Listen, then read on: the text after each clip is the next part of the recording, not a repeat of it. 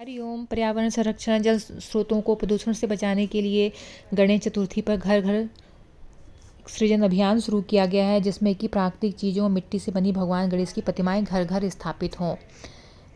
इष्ट देव की पूजा में प्राकृतिक चीज़ें ही फलदायी होती हैं। पूजा के बाद जब विसर्जित की जाती हैं मूर्तियाँ, तो वो मिट्टी की ही होनी चाहिए, चाहे लक्ष्मी जी गणेश की हों, चाहे गौरा शंकर की हों। अनादिकाल से मिट्टी की मूर्तियाँ बनाकर पूजा करने, उनको विसर्जित करने की हमारे यहाँ की परंपरा है। आजकल मिट्टी के अलावा दूसरी केमिकल चीज़ों की से भी मूर्तियाँ बन रही हैं, जैसे प्लास्टर ऑफ पेरिस की, तो ये पर्यावरण को प्रदूषित कर रही हैं।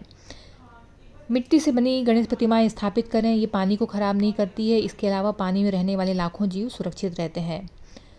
और पूजा में महत्व मिट्टी का ही है। पार्थिव शिवलिंग का अभिषेक करने पर उसे कई गुना फल प्राप्त होता है।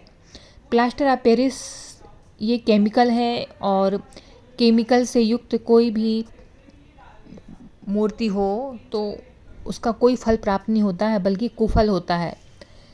तो धर्मशास्त्रों में मिट्टी से बनी मूर्ति को ही पवित्र शुद्ध माना गया है, और इसी से इच्छित फल की प्राप्ति होती है। यदि आप चाहते हैं कि भगवान खुश रहें, तो आप मिट्टी से बनी गणपति की या मिट्टी से बने देवी देवताओं की पूजा करें, और जो भी चढ़ाएं तो सब प्राकृतिक चीज़ें हों।